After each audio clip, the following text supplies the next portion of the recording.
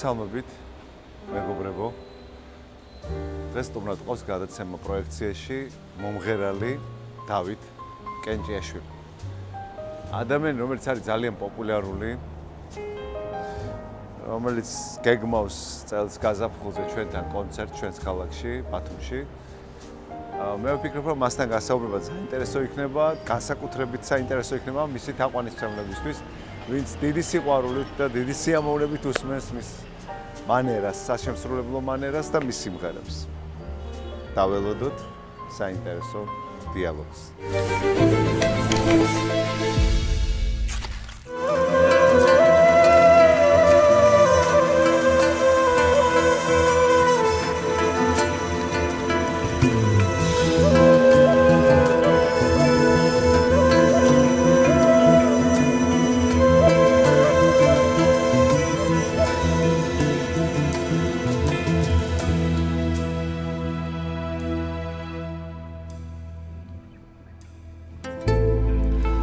Gatendi tu gatendebi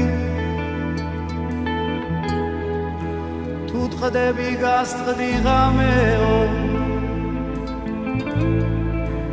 Gogo meshenze fikrebi გამარჯობა და გამარჯობა. კარგად, მადლობა.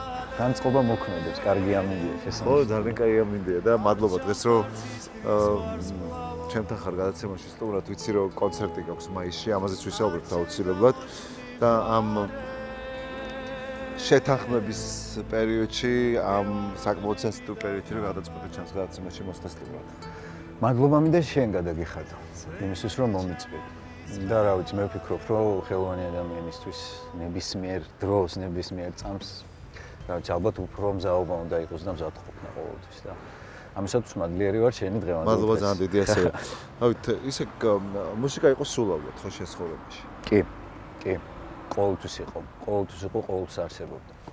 პატარაობიდანვე ასე იყო, იმიტომ რომ ჩემ ოჯახში ყველას აბსოლუტური სმენა ჰქონდა, ბებიის გარდა, ბებია ბუღალტერი იყო. ამიტომ უცხო არ არის. სხვადასხვა საინტერესო პროფესია ჰქონდა ბებიას მინდა გითხრა. იცი რა არის?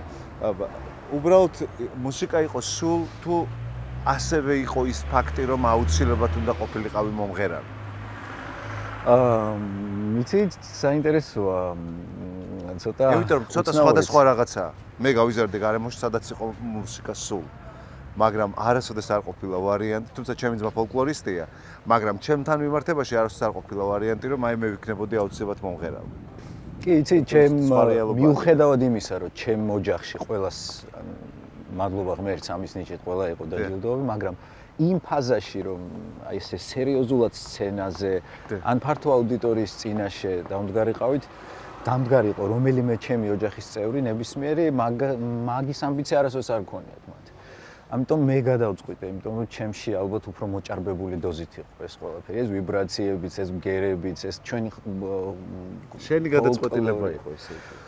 ჩემი დაჟინებული გადაწყვეტილება იყო. არა, მაგრამ იმიტომ რომ რეალურად შენ მიუხედავად იმისა, რომ დღეს ხარ ძალიან პოპულარული მომღერალი და ძალიან ბევრი ოცნებები და იმ შედეგებს, რომელ შედეგებზეც ხარ რეალურად გასული შენი შრომით, შენი ნიჭით, შენი სიმღერით. დღემდე მაინც არარელევანტურ პროფესიად ითვლება. აუდიტორია პატარა ქვეყანაა და მე მგონია რომ მაინც მიუხედავად იმისა რომ დღეს გაცილებით გახსნილია სივრცეები ალბათ მაინც უჭირდათ იმ დროისთვისაც თუნდაც მშობლებს მიიღოთ გადაწყვეტილება რომ შენ გემღერა ხო? რა თქმა უნდა, იმიტომ რომ იმ პერიოდში, როდესაც მე დავიწყე სერიოზულ ფაზაში ამ სფეროში მოღვაწეობა, არსებობა, ცხოვრება, მაშინ ძალიან რთული იყო. ძალიან რთული იყო, იმიტომ რომ ერთგვარი ბულინგიც იყო. იმიტომ რომ ჩვენ მაგალითად ბავშვები არტოს ბაღში დავდიოდით და ნაციონალური ინსტრუმენტები დაგვქონდა, ეს ეცინებოდა ადამიანებს, ხო იქ მოდი თქვათ ქუჩის ბიჭები, ასე ვთქვათ. ანუ ძალიან ბევრი დაბკოლება იყო იმისათვის, რომ ამ ხაზით გეულო და გამოსულიყავი, ასე ვთქვათ, მშრალად და მშვიდობით. ძალიან ბევრი დაბკოლების მეუხედავად, იმიტომ რომ ძალიან ბევრ სირთულეთან ასოცირდება ეს ყველაფერი. ამიტომ ძალიან რთული იყო, მარტო ჩემთვის არა, ყველა იმ ადამიანისთვის იყო რთული, ვინც ამ საქმეს ემსახურებოდა, იმიტომ რომ ძალიან ბევრი ვერ შედგა. როგორც ხელოვანი, როგორც მომღერალი, როგორც მუსიკოსი. იმიტომ კი არა, რომ მათ არ იცოდნენ მუსიკა, ან არ ესმოდათ საერთოდ ზოგადად ხელოვნების, ესმოდათ, მაგრამ გასაქანი არ იყო. ალბათ არ იყო სოციალური ქსელი, ალბათ არ იყო იმის საშუალება, რომ მთელი ქვეყნისთვის და არა მარტო მთელი ქვეყნისთვის მიგვეწვინა ეს ჩვენი ნაშრომი. საბედნიეროდ დღეს ძალიან კარგი მდგომარეობა მაქვს საკითხთან დაკავშირებით და ნებისმიერ ხელოვანს აქვს იმის საშუალება, რომ თავის საქმიანობის რეალიზება მოახდინოს, ასე ვთქვათ. დადგეს დიდ სცენაზე გააკეთოს ალბომი. დღევანდელობა ამაში ხელს გვიწყობს აუცილებლად, მაგრამ იმ დროს და იმ მომენტში ის ძალიან რთული იყო, არა მარტო ჩემთვის, არამედ ბევრი ჩემი კოლეგისთვის და ბევრი ხელოვანი ადამიანისთვის. ძალიან რთულია საერთოდ იშვიათია ადრევ ასაკში კონკრეტულად იცოდეს უკვე ბავშვმა რა უნდა. ეხლა რომ მიყვებოდი ბულინგზე, გამახსენდა ერთხელ ნახე დიდი ხნის ინტერვიუ ანზორ ერქომაიშვილის და ყვებოდა თუ როგორი დამოკიდებულება ჰქონდათ მოსახლეობას, ადამიანებს, ჩვენს მოქალაქეებს, როდესაც პირველად შეიქმნა ფოლკლორული ჯგუფები და რა დამოკიდებულებით როგორ ექცეოდნენ საერთოდ ამ ხელა ბულინგი და ზეწოლა იყო. ეს ხო ჩვენი საზოგადოების მანკიერი მხარეა, თან გარკვეული მენტალური ინსტიტუციები, ქუჩის ბიჭები და რაღაცა ისეთი და სხვადასხვა პერიოდში სხვადასხვა მისწრაფებები. საინტერესო ეს არის. რომ იყო პერიოდი, როდესაც ხუთოსნობა შეიძლება ახალ მთავრობა ვერ გაიგოს, იმიტომ რომ დღეს 10 ქულით ფასდება. ხუთოსნობა იყო სირცხვევი. დასაცინი ამბავი ხო დასცინებდნენ. კი, იყო ასეთი მომენტები იყო ჩვენც ამას ვხედავდით და ნუ ყოველთვის განვიცით. მაგრამ მაინც მეც ვიდექი ქუჩაში ჩემ მეგობრებთან ერთად მეც მიღებული ეს გამოცდილება და ჩემთვის უცხო არ არის, მაგრამ ის ხაზი რომელიც ავირჩიე ყველაზე რეალურად მიმაჩნდა იმ დროსაც და იმ მომენტში, იმიტომ რომ კიდევ ერთხელ ვამბობ, ვიბრაციები იმდენად მნიშვნელოვანი იყო ჩემთვის მუსიკალური. რომ არ მაინტერესებდა იქ ქუჩაში ვიდგებოდი, რა ვიცი, ნებისმიერ ადგილას სადაც არ უნდა ყოფილიყავი, ყოველთვის ვიბრაციები და გერები მახსენდებოდა და ყოველთვის რაღაცის ძიებაში ვიყავი და საინტერესო არის ის ამბავი, რომ მე ჩემი ხელით 1999 წელს ფურცელზე მქონდა დაწერილი, რომ მე გავხდებოდი აუცილებლად ცნობილი მომღერალი და ქვემოთ მივახწევ კიდეც. მაინც რამადენი მალოდინე, რამადენი თოლის მოზლა, რამადენი გაზაფხული, ფიქრები და დაზაფხული, რამადენი შემოდგოვანი ძლებში დაგარმული. და მაინც რამადენი მალოდინე ძალიან განათლებული მეგობარი მყავს. ერთხელ მითხრა რომ ჩემთვის ქართული სიმღერა არის დავით კენჭეშვილი. და ეს როგორი მომენტი იყო? იცი ხო შეიძლებოდა რომ აი ეთქვა მაგალითად თუნდაც რაღაცა ქალაქური სიმღერები და რა საინტერესოა. ხო, აი ქართული ხმა ჩემთვის თან რა არის, იცი საინტერესო რატო იყო? ამ ადამიანს აქვს საშუალება და აკეთებს კიდეც იმოგზაუროს და სულ მოგზაურობს. იყიდოს ძალიან პოპულარული და ცნობილი და შემდგარი შემსრულებლების კონცერტებზე ბილეთი უპრობლემოდ და აკეთებს კიდეც ამას.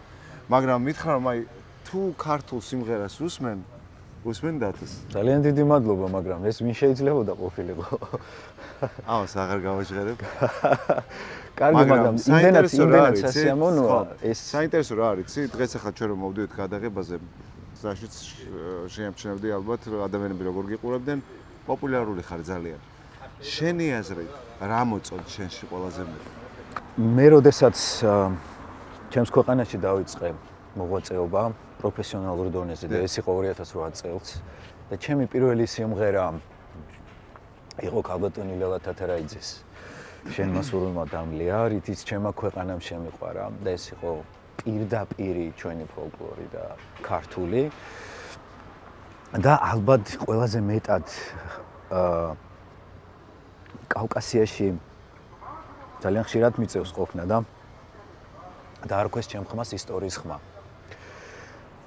რა მოხდა იქ, რატო შეიძლებოდა ეს ყველაფერი გადაეტრიალებინათ და ამ ფორმით დაეძახათ ჩემთვის, მაგრამ ეს უდიდესი სიამოვნებაა. სიამოვნებაა სიამაყის განცდა, შენი ქვეყნის წინწაწევით.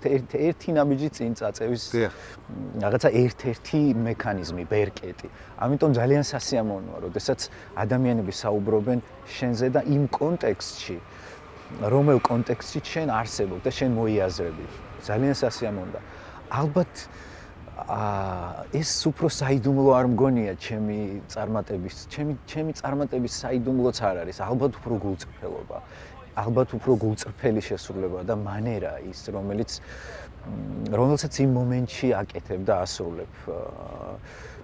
ხო არსებობს მომენტი, როდესაც არ გინდა ამის კეთება და ადამიანი ხარ ჩვეულებრივად, დღეს შეიძლება კარგ განწყობაზე იყო და ხვალ შეიძლება კარგ განწყობაზე, მაგრამ დღეს და ხვალ ეს ყველაფერი თუ გულწრფელია, ალბათ საიდუმლოც მაგაშია და ეს სიყვარულიც და ეს ვიბრაციებიც მაგაშია, იმიტომ რომ ჩვენ გვაქვს ვიბრაციები, ჩვენ სხვადასხვა კუთხისა და სხვადასხვა დიალექტის და კილოკავის ვიბრაციები გვაქვს. მაგრამ ვიბრაციებს ძალიან ხშირად ვიყენებ ამ სიტყვას ვიბრაციებს, მაგრამ მე ძალიან მიყვარს. ჩვენ გვაქვს უდიდესი პოტენციალი მრავალხმიანობის, რომელიც დიდი ენერგიის ერი ვარ. უდიდესი ენერგიის ერი ვარ, იმიტომ რომ ჩვენ სიმღერებს ზოგადად, მაგალითად სვანური ზარი, მაგალითად თუშური დატირება, ეს ხომ მხოლოდ სიმღერა არ არის, ეს არის ერთგვარი მედიტაცია, ერთგვარი ტრანსში შესვლა. ვიხმარ ამ სიტყვას და ვიტყვი, იმიტომ რომ რაღაც თითქოს მასთან ვაიგივე.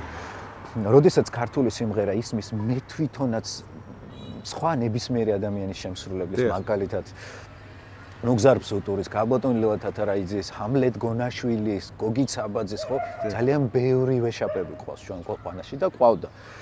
ამიტომ მაგას მეც რომ ვისმენ ქართველი ადამიანი, მიუხედავად იმისა, რომ მე ხელოვნების სფეროში ვცხოვრობ და ვარსებობ, მაინც მაჯადოებს არა, მივყავარ სადღაცას ერთი კონკრეტული სიმღერა გაბატონ ლელა თათარაიძის შავი მიმინო, რომელსაც უსმენ თითქმის ყოველდღე.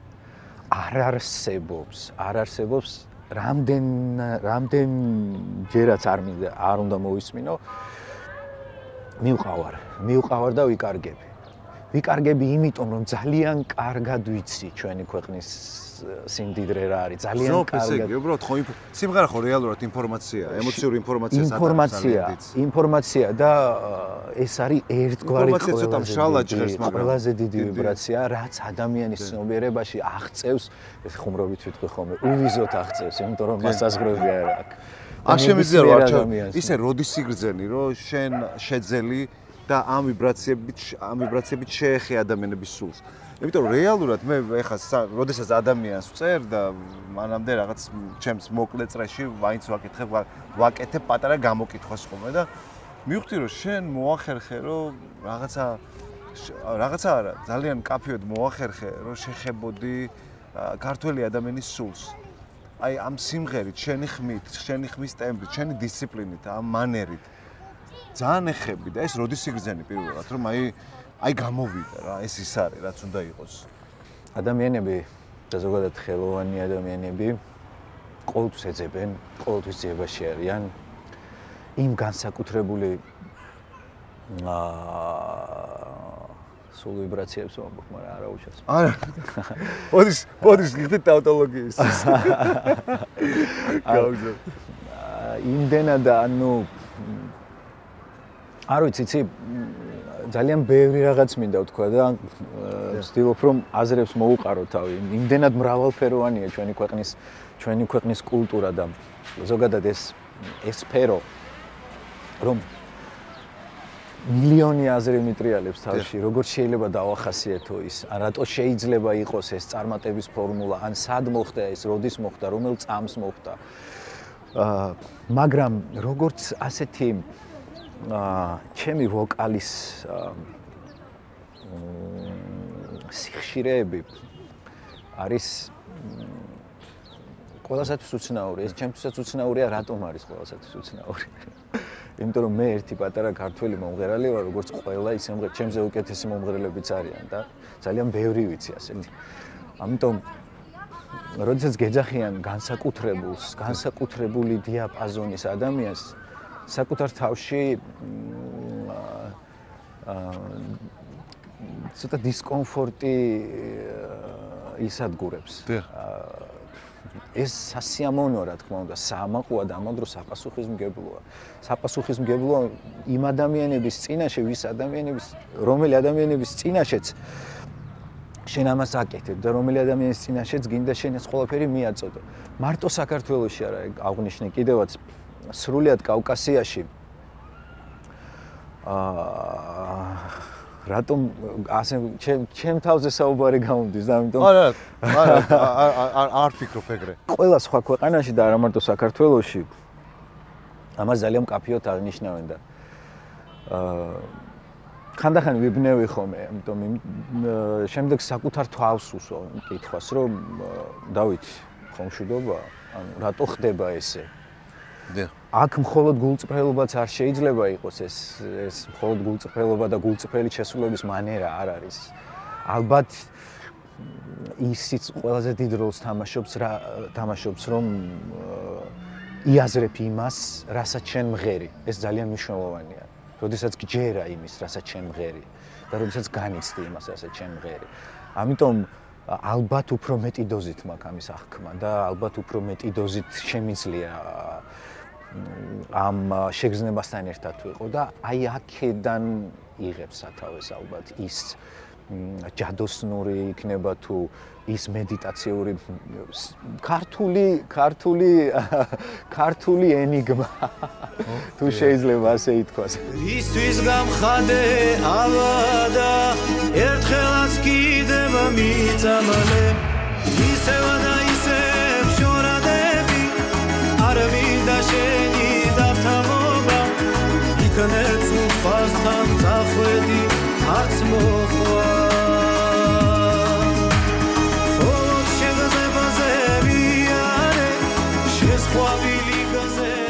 არაფორმალური განათლების ცენტრებშიც კი დაემატა ეს ფოლკლორის თემა. გაცილებით ბევრად თულად იყო იმ პერიოდში ალბათ, როდესაც იგივე წაღან ვახსენე ანზორ ერქომაიშვილი რო იწყებდა და ის ახალგაზრდა ადამიანებთან, ახალგაზრდა ბიჭებთან, ახალგაზრდა შემსრულებლებთან, მაგრამ დღეს მე ვფიქრობ, რომ ძალიან სხვა სურათი გვაქვს. ჩვენ რაღაც ჩვენის დაფასება ვისწავლეთ. ჩემი აზრით დაძრულია, რა თქმა უნდა. იმ წლებთან შედარებით დღევანდელობა საერთოდ სხვა არის და რადიკალურად სხვა მოცემულობა გვაქვს. კი, ცოტა ვისწავლეთ საკუთარის დაფასება, მე მგონი. ვისწავლეთ და თუ უფრო მეტად გაუწევთ კარგი გაგებით, პოპულარიზაციასაც, პროპაგანდასაც, რომ ეს ჩვენია მთავარი. მეგობრებო, ჩვენია, ჩვენი ქვეყნისაა და მოდი რა დავაფასოთ რა. კარგია ჯექსონიც. კარგია ყველა ცნობილი მომღერალიც, კარგია, არ ვიცი, ნებისმიერი ადამიანი. ხო, კარგი იყო, მაგრამ მერწმუნეთ, გაცილებით მაგარი გვაქვს ჩვენ. გაცილებით მაგარი გვაქვს ჩვენ. იმდენად მაგარი გვაქვს, რომ ადგენენ და კოსმოსში გაუშვეს. ხო, ერთ-ერთი მაგალითია ეს. და არა მარტო ჩაკრულობა. და იუნესკო მიანიჭა კიდე მრავალხმიანობას, ქართულ მრავალხმიანობას, არამატერიალური კულტურული ძეგლის სტატუსი. ხო, მაინც როგორც ჩანს, ძალიან სასიხარულო ფაქტია, მაგრამ მაინც გარეთ ვეძებთ აღიარებას. ნუ პატარა ქვეყნისთვის დამახასიათებელია ეს გარეთ რაღაცების ძიება, იმიტომ რომ აღიარება მაინც კავშირში არის რაოდენობასთან. ეხა თუნდაც შენ შემთხვევაში ხო დათო ალბათ რაც უფრო ზნობ პოპულარობას, მით უფრო ხვდები, რომ შენ ხარ შენი საქმით დაკავებული და სწორი არჩევანი გაკეთებული, ხო? ყოველთვის ჩემი აზრით პური ყოველთვის მეპურამ უნდა გამოაცხოს. ამიტომ როდესაც მართალია, როდესაც ვიქნებით ჩვენ საქმეში იმ დონეზე გათვითცნობიერებულებით, მომზადებულებით, ალბათ ჩვენ ყველაფერი გამოგვივა. სამწუხაროა ის ფაქტი, რომ ჩემნაირი ხელოვანი ადამიანები ძალიან ბევრნი მიდიან სხვა ქვეყანაში და იქ აკეთებენ კარიერას. თუმცა მე მაინც ვთვლი, რომ თუ საკუთარი ქვეყნიდან არ გაშალეს სხივები. ხო, არა, მან ცოტა სხვა თემაა, იცი რა არის. მე მაგას ვერ დაგეთანხმები, დავით. იცი როგორი მომენტია, რატო ვერ დაგეთანხმები? ყველაფერი არის ინდივიდუალური შესრულის, მანერის პოვნაზე. ის რაც გამოგივიდა შენ, დაუშვათ. შეიძლება არ გამოუვიდეს ყველას. მე არ ვფიქრობ, რომ ვიღაც კარგად მღერის, კარგად ასრულებს და ძირითად შემთხვევაში უწევს ქვეყნის დატოვება. არა. შეიძლება ადამიანი წავიდეს დღეს გლობალიზაციის ეპოქაში ვართ და შეიძლება ადამიანი წავიდეს სხვა ქვეყანაში საძიებლად თავისი უნარების, თავისი შესაძლებლობების, მაგრამ ის, რასაც აკეთებ შენ, აკეთებ მხოლოდ შენ და აკეთებ ისე, როგორც აკეთებ შენ. შესაბამისად, შენი აუდიტორია გყავს. მინდა ვისაუბრო დაგეგმილ კონცერტზე, რომელიც გაქვს მაისის თვეში. რა მოხდება ამ კონცერტზე ბათუმში? სხვათა შორის, მხოლოდ ბათუმში გაქვს თუ რამდენიმე ქალაქში იგეგმები საქართველოში? ეხლა ხან 7 მარტს ჩავატარეთ სოლო კონცერტი, ეს კონცერტი მეუძღვენი დედას, ჩემი დედიკო 5 წელი რაც გარდაიცვალა. და ტრადიციულად ყოველ მარტს ვატარებთ კონცერტს. საკმაოდ ემოციური კონცერტი იმართება ხოლმე, იმიტომ რომ იქ სიხარულისა და ცრემლების ორი შეგრძნება ისადგურებს ადამიანებში. და მინდოდა რომ მარტო ჩემს დედაქალაქში არ გამეკეთებინა ეს ყველაფერი, იმიტომ რომ ის შემოქმედება, რასაც მე ვაკეთებ და რაც ჩემი ქვეყნიდან გარეთ გავიტანებ და არა შემოვიტანებ. უნდათ ჩვენს ხალხს, ჩვენს თანამოქალაქეებს და არა მარტო თბილისელებს, არამედ ყველა სოფელში და ყველა რაიონში. ამიტომ როდესაც მათ არ ქონდათ იმის საშუალება რომ ფილარმონიაში ჩამოსულიყვნენ და ამ კონცერტით დამტკბარიყვნენ, ძალიან ბევრი კომენტარი იყო იმისა, რომ ჩამოდით ჩვენთან ბათუმშიც, ჩამობძანდით ქუთაისშიც, კახეთშიც, გურიაშიც. და მაქვს საშუალება და ბედნიერება, ასე ვთქვათ, იმისა, რომ ჩამოვიდე იმ ადამიანებთან, რომლებიც ჩემთან ვერ ჩამოვიდნენ იმ დროს იმ მომენტში და ვერ ისიამოვნეს. მე მივცემ იმის საშუალებას, რომ მე ჩავიდე იქ, მაგალითად აქ თქვენთან და მივცე ის სიამოვნება და მივანიჭო, რაც მე ვაკეთებ და რაც მე გავაკეთე ჩემს ცხოვრების განმავლობაში. ამიტომ 7 მაისს ბათუმში ტარდება კონცერტი. ეს იქნება სოლო კონცერტი, რომელიც ჩატარდება თუ არ ვცდები საზაფხულო თეატრში.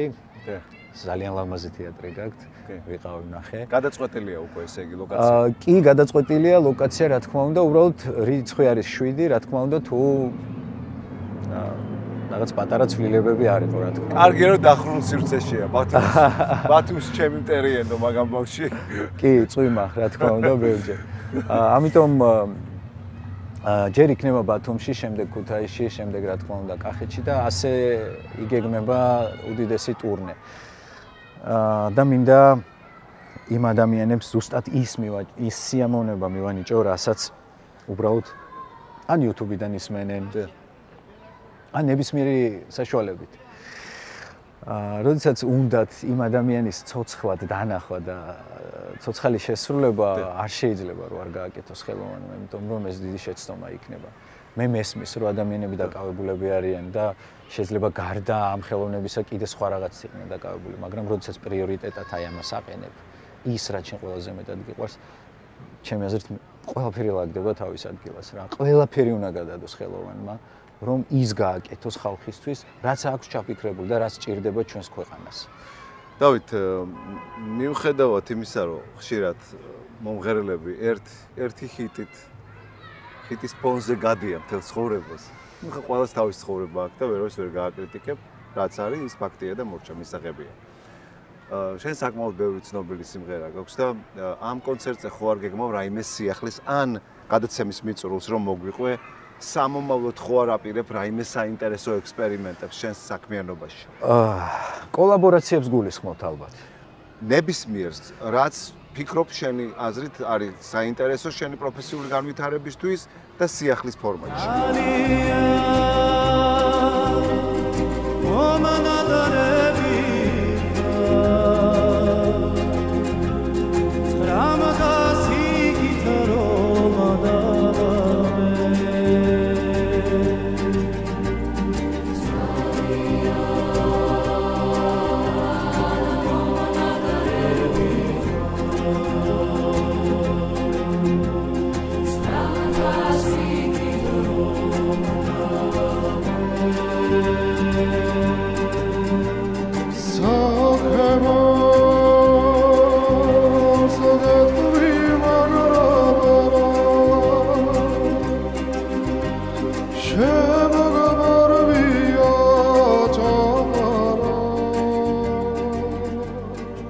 კოლაბორაციას ვაპირებ, ბევრი გეგმები მაქვს. მხოლოდ საკუთარი ქვეყნიდან სხვადასხვა ჟანრის შემსრულებლებთან ერთად უნდა გავაკეთო ძალიან სხვადასხვა კოლაბორაცია ჟანრში. ვინ არის ეს შემსრულებლები საინტერესო? თუ მაგალითად არ არის რა თქმა უნდა, მაგალითად არადოქსულია, მაგრამ ელექტრონული მუსიკისა და ფოლკლორის კოლაბორაცია უკვე გავაკეთე, რომელიც გეკნებათ ამ კონცერტზე. არა, რა თქმა უნდა, იმიტომ რომ ამ კონცერტზე ისეთი ადამიანები ესწრებიან, ვისაც უყვარს ის ჩემი შემოქმედება, საიდანაც დავიწყე და აუცილებლად მაგას გავაკეთე. მაგრამ არიან ესეთი მუსიკოსები, მავკა და მირიანი, მავკა გოგონა, მირიანი ბიჭი. მუშაობენ ელექტრომუსიკაზე. და ესე გადავწყვიტეთ კოლაბორაცია გაგვეკეთებინა ერთად. და გვაქვს უკვე 3 ტრეკი. ერთ-ერთი მათ შორის დაიკრა ხიძე, თუ იცით ესეთი. დიახ, რა თქმა უნდა. მე არ ყოფილვარ, მაგრამ დაიკრა. ხიძე შეასრულეს. ამიტომ ეგ სერიოზულია. არ ვიცი, რამდენად სერიოზული განაცხადი იყოს შეიძლება ეს. უბრალოდ ეს ჩემთვის ერთგვარი კოლაბორაცია, რომელიც ძალიან კარგად გამოვიდა. იმიტომ რომ ძალიან კარგი მუსიკოსები არიან ისინი და მეც ჩემს საქმეში რა თქმა უნდა დამაინტერესა თქვენმა კოლაბორაციამ უბრალოდ ერთად. მე შემიძლია მოგასმენინოთ. იცი რატომ დამაინტერესა? ძალიან ხშირად ექსპერიმენტები კეთდება ზოგადად, საზოგადოდ, ესე ვთქვათ და კეთდება ექსპერიმენტი, რომელიც პირდაპირ ჭირდება ავტორს. შეიძლება ის არ იყოს სიცოცხლისუნარიანი, მაგრამ საინტერესოა თვითონ ავტორისთვის. ძალიან კარგია. აველოდები დიდი სიამოვნებით. ძალიან კარგია ერთი ფაქტი, რომ ერთი კეთილი ეშმაკობა მოვიგონეთ მეც და იმ ადამიანებმა, ვისთანაც ერთად ეს კოლაბორაცია გავაკეთეთ. ძალიან უყვარს ახალგაზრდებს ელექტრონული მუსიკა, ხო? ამიტომ უწყინარი კეთილი ხრიკით ფოლკლორისა და ელექტრონულის კოლაბორაცია, როდესაც შეიქმნა, ეს ერთგვარი იმ თაობის მოზიდვა ფოლკლორისკენ, რომელმაც საერთოდ არ იცის რას ნიშნავს ფოლკლორი და საერთოდ არ უსმენს ამას. ამიტომ ჩვენ გვაქვს იმის საშუალება, რომ აი ამ კიდევ ერთხელ ვამბობ, კეთილი ხრიკით გავაცნოთ ჩვენ ახალგაზრდობას. რეივერებს ეძახიან, ხო? გავაცნოთ ჩვენ ახალგაზრდობას ის თავის ქვეყნის ფოლკლორი, რომელსაც აქვს უდიდესი პოტენციალი და უდიდესი გავლენა შეუძლია ახალგაზრდებზე მოახდინოს. იყოს ეს ელექტრონული მუსიკის თანხლებით და მთავარია გაუღვიდეს ის სიყვარული და იმ ფორმით მივაწოდოთ, რა ფორმითაც ეს ესმით. ეხლა ბერქაიმზე არ ჩავალ, არც მე ზოგადად კლუბები არ მიყვარს, თუმცა კლუბური ვერსიების კოლაბორაცია ჩემთვის არის ძალიან საინტერესო. ნუ ბუნებრივია არა მარტო კლუბური და არამედ სხვა ბევრი ჟანრი არსებობს იმისა,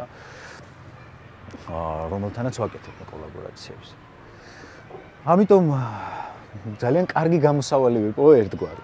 და სხვადასხვა სხვა ჟანრებსაც აუცილებლად მალე შევთავაზებ ჩვენ მსმენელს. დავით, ძალიან დიდი მადლობა, რომ დღეს ჩემთან იყავი სტუმრად და მე მინდა უთხრა შენს თაყვანისმცემლებს, ადამიანებს, რომლებიც დიდი სიყვარულით გეპყრობიან, უსმენენ შენს სიმღერებს, შენს შესრულებას, დაელოდონ 7 მაისს და მე მინდა მადლობა გადაგიხადო იმისათვის, რომ მომიწვიეთ, მადლობა გადაუხადო თქვენს ტელემაყურებლებს და იმისათვის, რომ აი ასე უყვარ ვარ და აი ასე მომცა საშუალება იმისა, რომ დღეს ჩვენ ერთად ვსაუბრობთ და იმ საჭიროებო საკითხებზე, რასაც ქვია ქართული ხელოვნება, რასაც ქვია ქვეყანა, რასაც ქვია ადამიანები, ყველაფერს შევეხეთ დღეს. რის გამოც უდიდეს მადლობას გიხდი შენ და ჩვენს ქვეყანას და განსაკუთრებით დღევანდელ დღეს, აი ამ მზიან დღეს აჭარას, ბათუმს, რომელიც მე ძალიან მეყვარს. კი, ძალიან იშვიათად ვიმყოფები ხოლმე აქ, მაგრამ როდესაც ჩამოდივარ სხვანაირად სუნთქავს, სხვანაირი შეგრძნებები მაქვს. დასავლეთის რბილი ჰავა. ამიტომ უდიდესი მადლობა. დავით, მომავალ შეხვედრამდე. 7 მაისამდე. 7 მაისამდე.